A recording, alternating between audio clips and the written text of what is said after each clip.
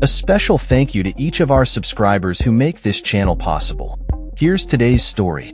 In a historic ruling from 1942, the Supreme Court upheld the constitutionality of military commissions in the case of Ex Parte Quirin, which involved the trial of 8 Nazi saboteurs. This landmark decision has left a lasting impact on the legal landscape of the United States, raising questions about the balance between national security and civil liberties. As we reflect on this pivotal moment, it's essential to understand the implications of such trials and how they resonate in today's political climate. The backdrop of World War II created an environment ripe for legal challenges. The 8 men, who were captured after landing on American soil, were tried by a military tribunal rather than in a civilian court. This decision was met with significant controversy, as it set a precedent for how the government could handle cases of espionage and sabotage during wartime. Fast forward to the present day, and the echoes of Ex Parte Quirin can be heard in various discussions surrounding military commissions, particularly in the context of the War on Terror.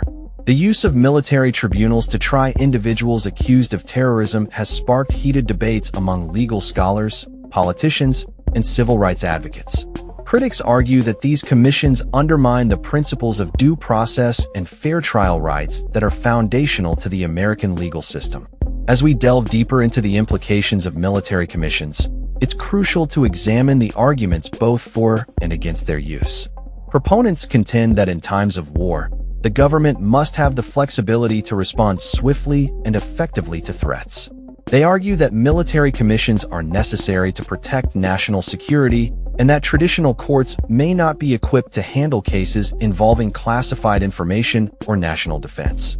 On the other hand, opponents raise concerns about the potential for abuse of power and the erosion of civil liberties. They argue that military commissions can lead to unfair trials, lack of transparency, and inadequate legal representation for defendants. The fear is that the precedent set by Ex Parte Quirin could be used to justify the indefinite detention of individuals without trial, a practice that has been criticized by human rights organizations worldwide. The debate over military commissions is not just a legal issue. It is deeply intertwined with the political landscape of the United States. The rise of populism and nationalism has led to an increased focus on security, often at the expense of civil liberties. This shift raises important questions about what it means to be a democracy in times of crisis. How do we balance the need for security with the protection of individual rights? And what lessons can we learn from historical cases like Ex Parte Quirin? As we navigate these complex issues, it is essential to engage in open and honest discussions about the role of military commissions in our legal system. The legacy of Ex Parte Quirin serves as a reminder of the delicate balance between security and liberty, and the importance of upholding the rule of law even in the most challenging of times. As citizens, we must remain vigilant in protecting our rights and ensuring that our government remains accountable to the principles of justice and fairness.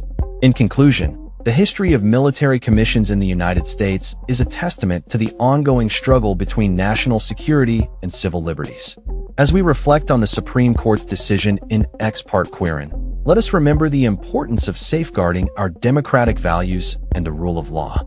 The lessons learned from this case are more relevant than ever as we continue to grapple with the complexities of our modern world. That's all for this story. We upload videos every day covering many different subjects, so hit that subscribe button to stay informed. Thanks for watching.